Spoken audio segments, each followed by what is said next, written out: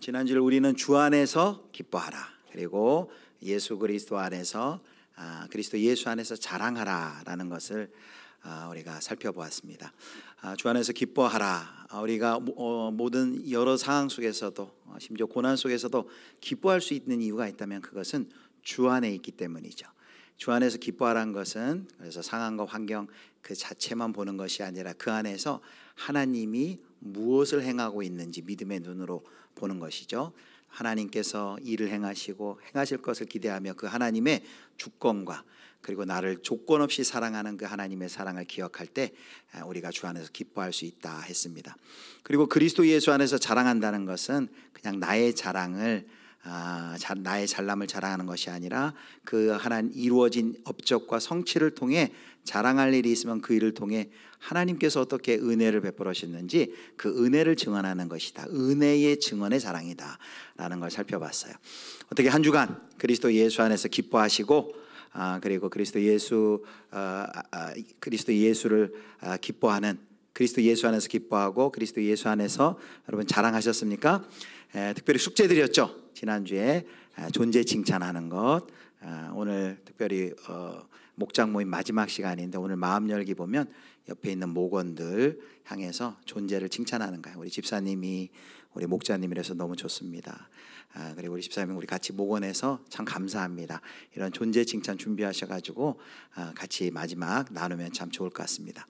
자, 이제 오늘은 계속해서 어떻게 사도 바울이 그 자랑이 바뀌게 되었는지, 자랑의 근거가 어떻게 바뀌게 되었는지를 살펴보려고 합니다.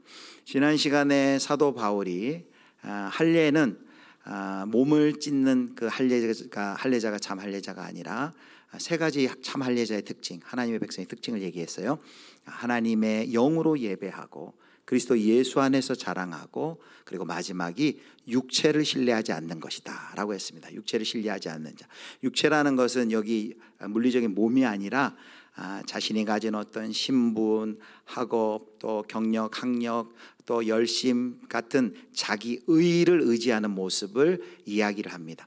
그래서 사도 바울이 이렇게 자기의 육신을 의지하는 것이 얼마나 허망한 것임을 알기 위해서 자기 예를 듭니다. 그러니까 예화를 자기를 들어요.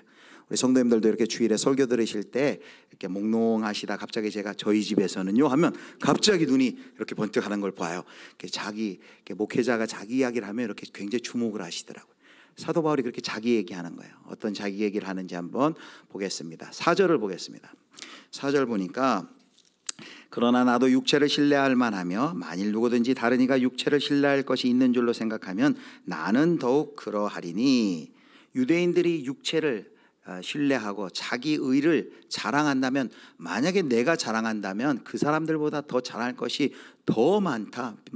나는 그들과 비교하면 잘할 것이 더 많다라고 하면서 자, 유대교적 기준에서 얼마나 자신이 완전한 자격을 가지고 있는지를 5절과 6절에 나열을 해요.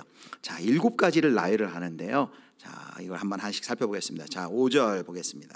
자, 8일 만에 할례를 받았다. 이건 나면서 할례를 받은 거예요. 할례를 그러면 나면서 받지 않고 나중에 받는 사람들이 있습니다. 이방인들이 개종하면 할례를 나중에 받아요. 나면서 8일 만에 할례를 받았다는 것은 뭡니까? 태생적으로 유대인이다라는 그 혈통을, 순수한 유대인 혈통을 강조하는 거죠. 이스라엘 족속이다. 여기 이스라엘의 명칭은 하나님의 언약 백성이죠. 하나님의 언약 백성으로서의 정체성을 강조하고요. 베냐민 지파요.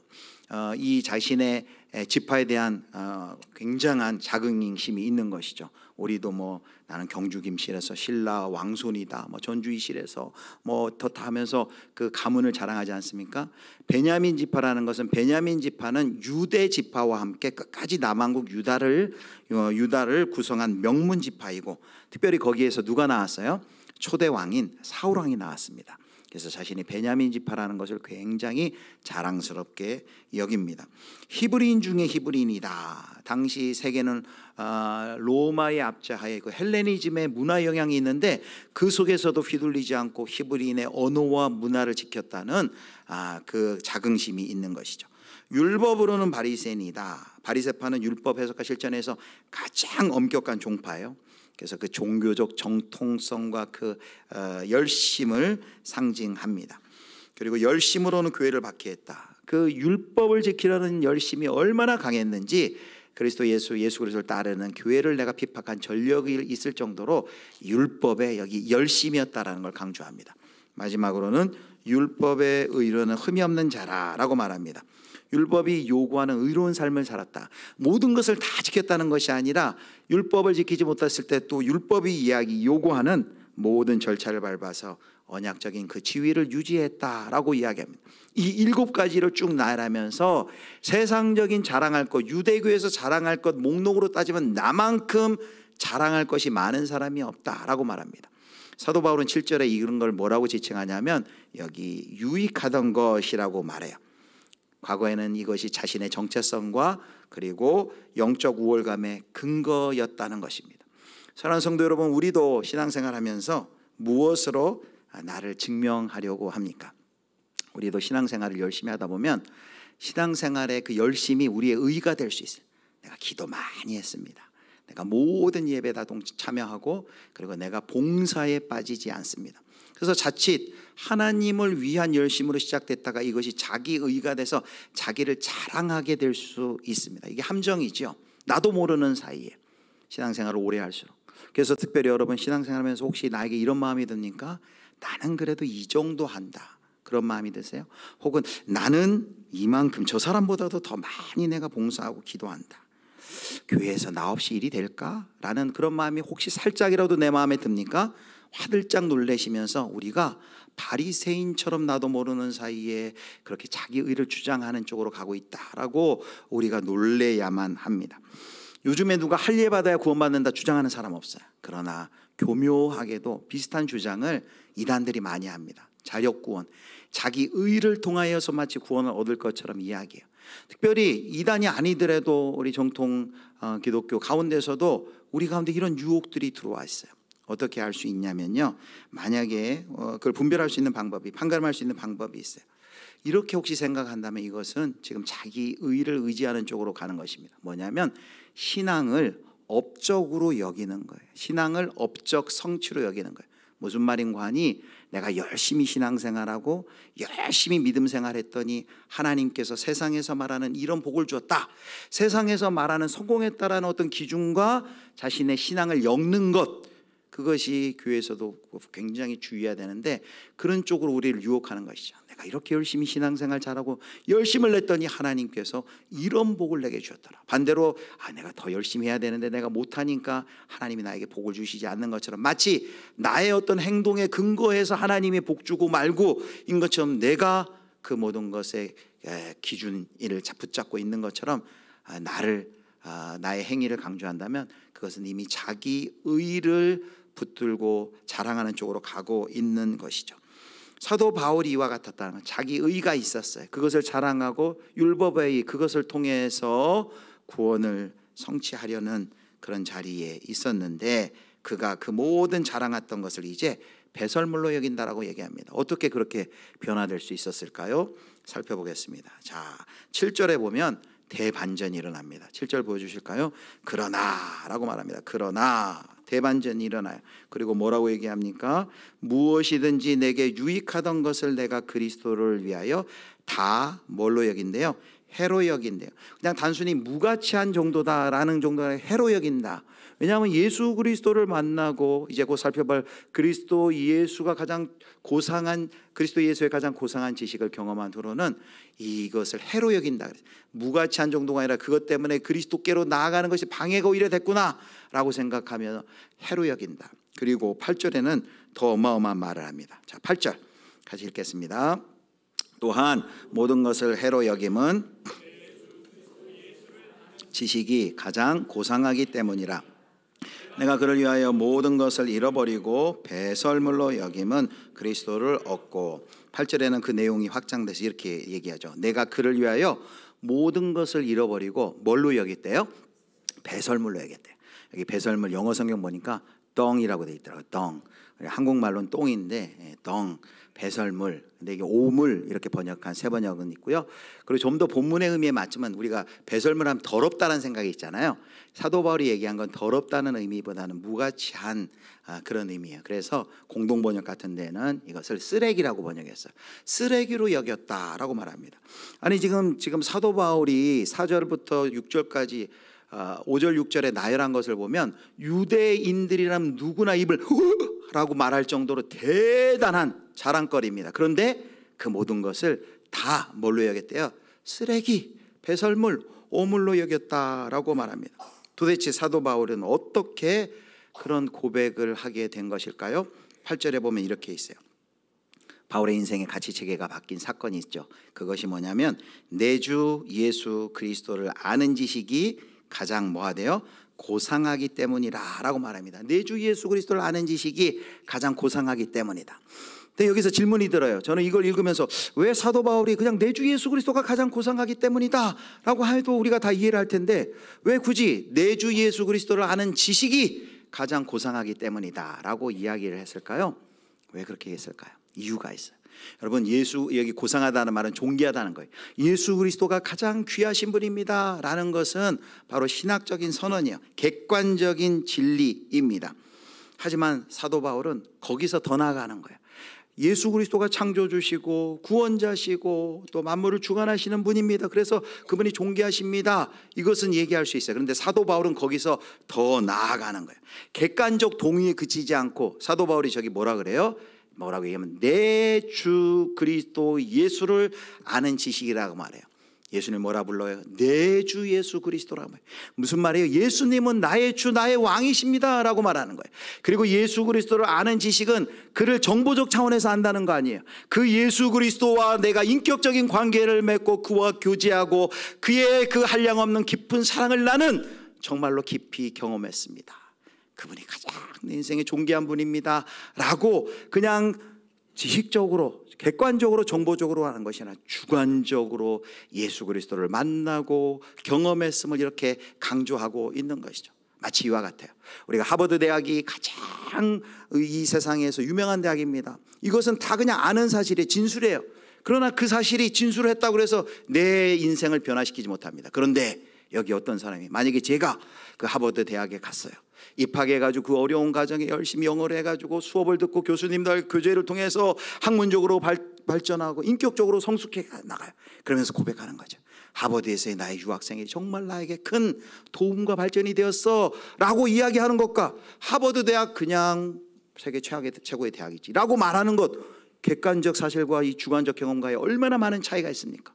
사도 바울이 그걸 경험하는 거죠. 예수 그리스도를 단순히 머리로만 예수 그리스도는 존귀한 분이십니다 이게 아니라는 거예요. 예수 그리스도는 나의 주 나의 왕이십니다. 내가 그분을 만나고 그의 사랑을 진심으로 인격적으로 그분과 교제하고 그의 사랑을 경험했습니다. 그분이 나의 인생의 가장 존귀한 분이십니다 라고 사도 바울이 고백한 것이죠. 바로 그 고백이 그것을 깨닫는 순간 그가 이때까지 자랑했던 것은 마치 이와 같아요. 촛불빛과 같아요. 막 촛불빛을 들고 밝다고 자랑했는데 그리스도 예수를 아는 빛은 태양이에요.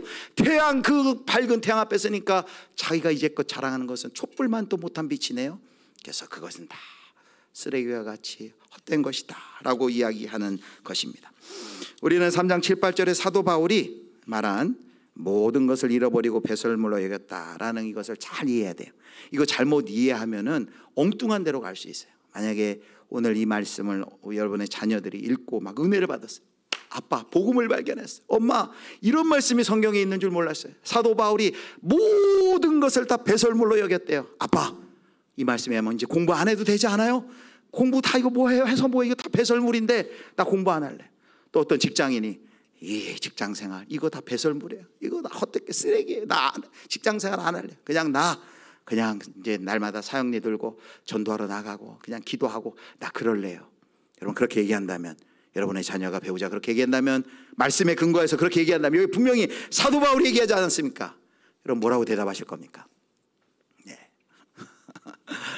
자, 여러분 오해하는 분들이 있어요. 그리고 실제로 많은 이단에서는 사실 이렇게 극단적으로 가르치기도 합니다.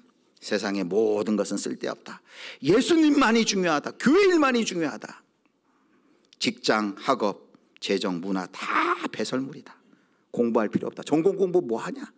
그냥 수업 시간에 성경 읽고 시간 나면 가서 사형리 전도하고. 실제로 대학생을 그렇게 얘기하는 학생들이 나는 대학에 왜 왔냐? 나 전공 공부하려고 온 거 아니다. 전도하려고 왔다. 이렇게 얘기합니다. 일할 필요 없다. 이원론적 사고죠. 여러분 이렇게 얘기한다면 이게 사도 바울이 의도한 그 의미를 잘 이해하는 것일까요? 아니죠. 여러분 잘 설명을 들으시기 바랍니다. 여기 잃어버렸다, 배설물로 여긴다라는 것은 이런 의미를 가지고 있습니다. 나의 존재의 가치와 근거를 어디에 두느냐는 문제예요. 나의 존재의 근거와 가치를 어디에 두느냐는 문제지, 이것을 삶의 구조를 완전히 다 무시해버리라라는 명령은 아닙니다. 잃어버렸다라는 것은 이거예요. 자기의 존재의 기반을 바꿨다는 거예요. 존재의 기반을 바꿨다는 거예요. 내 존재의 자랑과 의의 근거로 삼았던 것을 이제는 나는 더 이상 이전에 나의 존재의 기반이라고 내가 생각했다는 것을 더 이상 나는 신뢰하지 않는다, 그걸 의지하지 않는다라는 것입니다. 이제 나를 설명하는 방식이 바뀌었어요. 비유를 들자면 이런 것이죠. 이전까지는 이제 나라는 건물이 어디 위에 세워졌냐면 학벌 위에 세워졌어요. 나 이 학교 나왔어, 나 이 정도로 공부했어. 학벌 위에 세워졌어요. 이 정도에는 사회적 지위로 내 존재라는 건물이 있어요. 나 사회에서 이 정도의 지위 가운데 있어. 그리고 이전에는 신앙의 경력, 나 이렇게 신앙생활하고 나 교회에서 이렇게 인정받고 있어. 이게 내 존재를 설명하는 근거였고 기반이었어요. 또 자녀의 성공이, 내 자녀가 이렇게 성공했어 라는 게 나를 설명하는 내 존재의 기반이었어요. 그런데 이제 바뀌었어요. 뭐가 바뀌었어요? 기반이 바뀌었어요. 그 모든 무슨 학벌 그리고 사회적 지위, 자랑 이런 것은 비유하자면 2층과 3층의 장식물에 불과해요. 장식물이 좋아 있어서 아름답게 꾸며야죠, 물론. 그러나 그것은 장식물이지 이제 더 이상 내가 세워진 나라는 건물의 존재의 기반과 기초, 오늘 제목식으로 얘기하면 그것이 밑변이 되지 않는다는 거예요.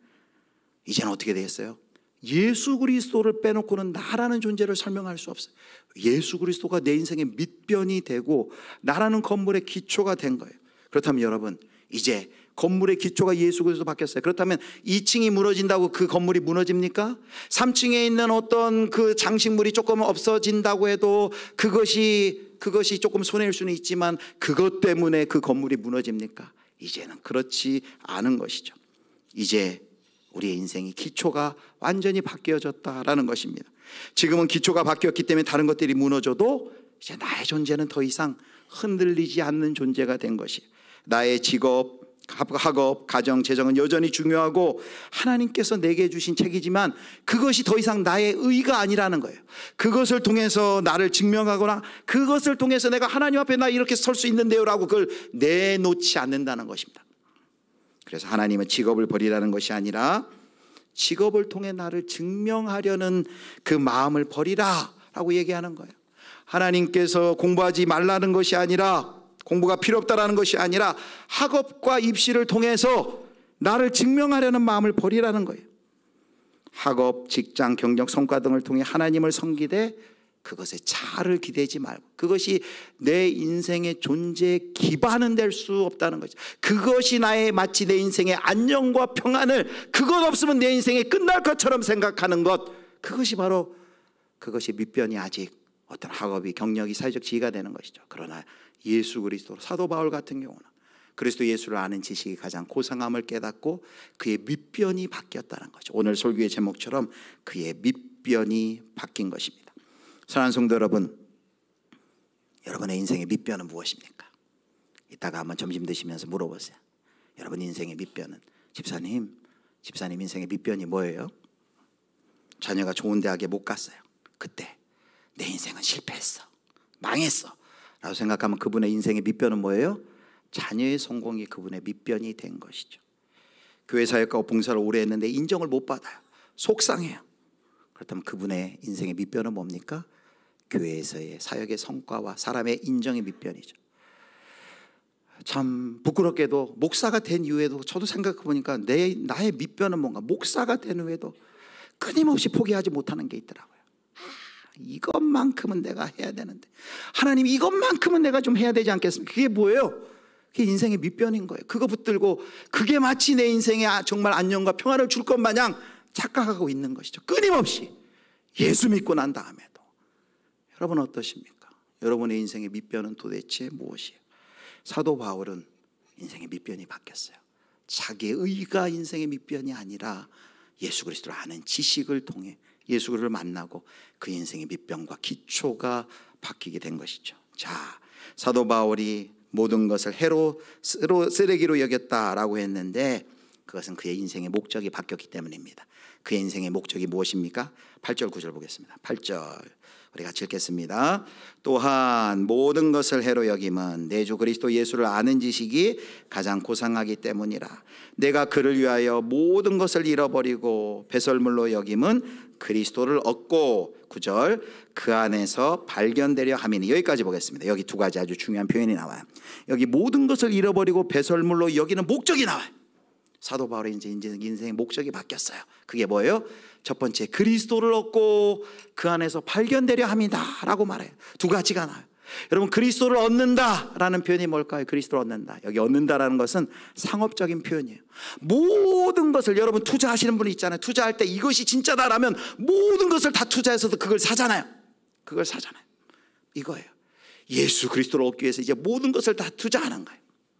밭에 감추인 보화처럼 이제 나의 모든 것을 다 들여서라도 예수 그리스도를 사는 거죠. 예수 그리스도를 얻는 것이죠. 예수 그리스도가 이제 내 인생의 목적이 된 거예요. 여기 그리스도를 얻고 라는 것은 마치 찬송가 가사 이것과 같아요. 주 예수보다 더 귀한 것은 없네. 이제 그의 인생이 뭐예요? 목적이 뭐예요? 주 예수님보다도 더 중요한 것이 없는 것이에요. 그리고 그 다진 모든 것, 학업, 직업, 경력, 사회적, 이게 나쁜 것이 아니라 그 모든 것은 바로 우리 주 예수 그리스도를 영화롭게 하는 도구와 수단이지 그 자체가 내 인생의 어떤 밑변과 기반이 될 수 없다는 것입니다. 예수 그리스도를 얻고 그 다음에 뭐라 그럽니까?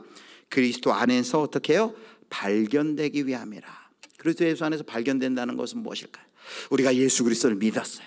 끊임없이 이제 예수 그리스도가 나의 인생에 가장 중요합니다. 그리스도 예수의 영광을 위하여 내가 살겠습니다. 목적이 되어 살아가요. 근데 그걸 누가 인정해 줘야 돼요? 그리스도를 얻고 그 안에서 발견된다라는 것은 하나님의 관점에서 발견되며 세상에 나를 그 사람 성공했네 실패했네 그것에 내가 마음을 두는 것이 아니라 하나님이 나를 보실 때 그가 그리스도 예수 안에 있는지 없는지 하나님 보실 때 내가 그리스도 안에서 발견된 자가 되기를 원합니다. 또 여기서 그리스도 안에서 발견된다는 건 종말론적인 의미가 있어요.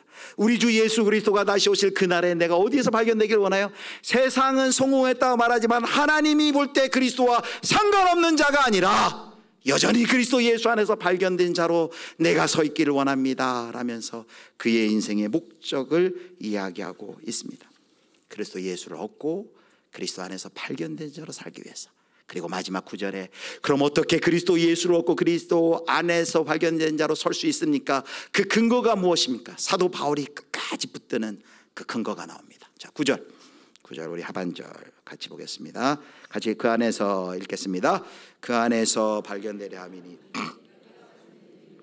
난 것이 아니요 오직 그리스도를 믿음으로 말미암은 것이니 곧 믿음으로 하나님께로부터 난 의라. 자, 8절 마지막 그리스도를 알고 그 안에서 발견되려 함이니 어떻게 우리가 그리스도를 알고 그리스도를 얻고 그리스도 안에서 발견될 수 있을까요? 한 가지 방법밖에 없어요. 여기 두 가지 의를 제시합니다. 자기의, 자기의 노력으로 우리가 그리스도를 얻고 그리스도 안에 발견될 수 있을까요? 사도 바울은 그것은 어림도 없다라는 거예요. 그리고 얘기합니다. 제시합니다. 뭘 얘기합니까? 9절 하반절에 내가 가진 의는 율법에서 난 사람의 어떤 의지와 공로로 얻는 그런 의가 아니라 여기 그리스도 예수를 믿는 믿음, 그리스도를 믿는 믿음으로 말미암은 것이니 다른 말로 뭐라고 얘기해요? 곧 믿음으로 누구로 어디에서부터 온 의라고요? 난 의라고요? 하나님께로부터 난 의라 라고 말하고 있습니다.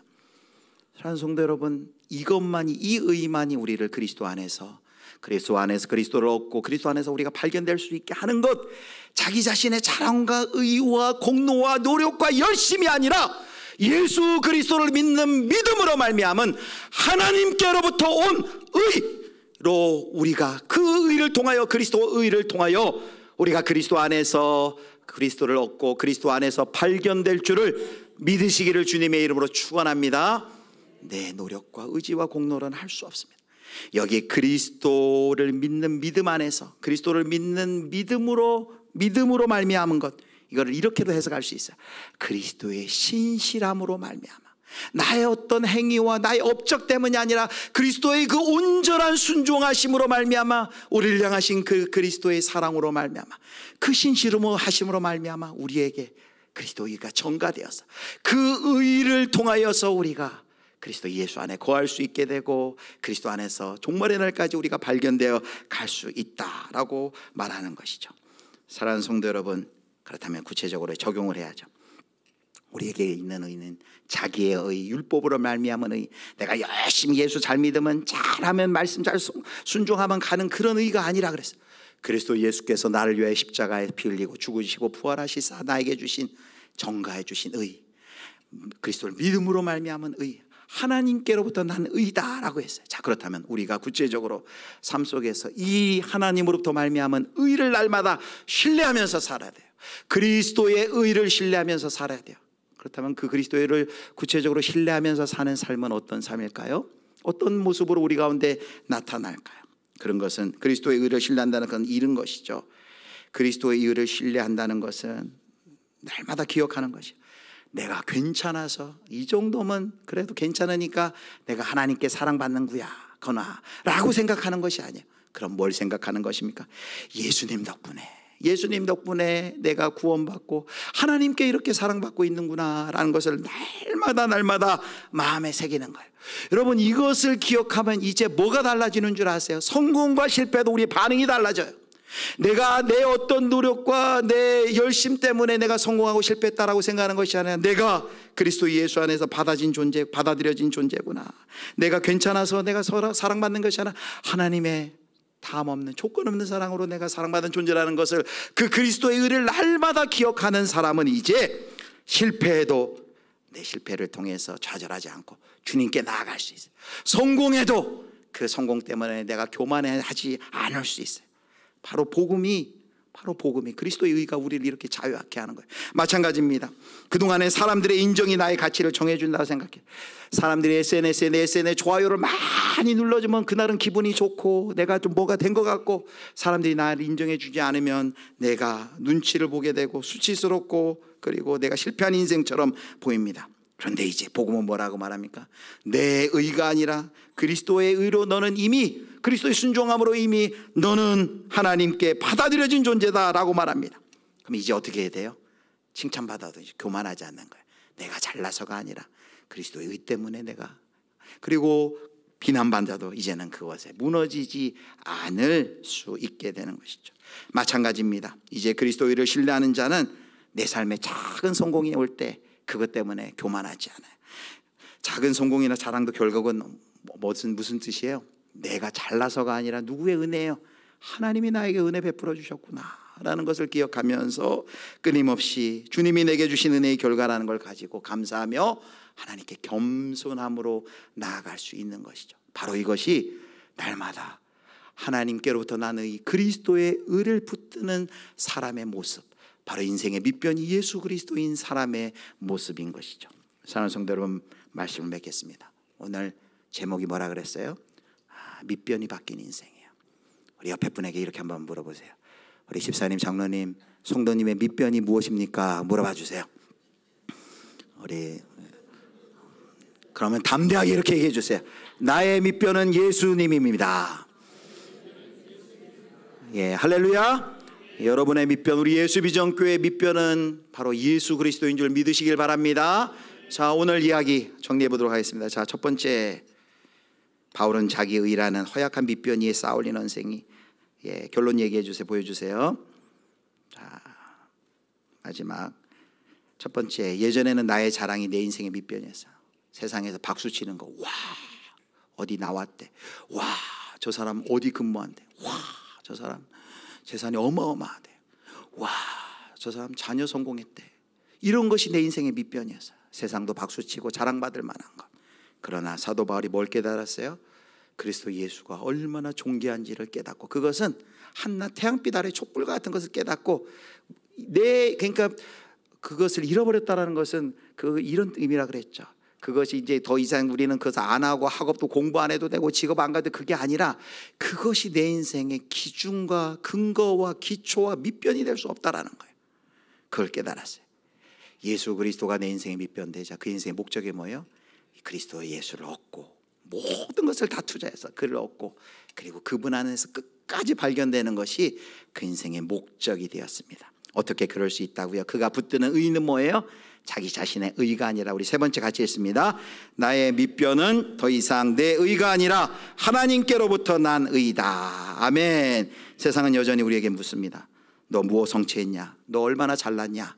라고 묻습니다. 그러나 복음은 우리에게 이렇게 말합니다.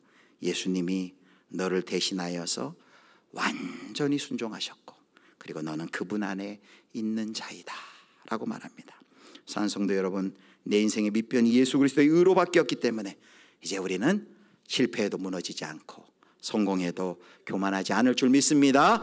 비난 속에서도 무너지지 않고 칭찬 속에서도 흔들리지 않을 수 있습니다. 자기 의가 아닌 그리스도를 믿음으로 말미암는 의, 그 의만이 진정으로 우리 인생에 참된 안녕과 행복을 우리 가운데 주실 줄을 믿으시기를 축복합니다. 저와 여러분, 우리 예수비전교회 모든 성도 여러분이 우리 삶의 밑변이 바로 예수 그리스도의 의로 굳게 세워지기를 우리 주 예수 그리스도의 이름으로 축원합니다.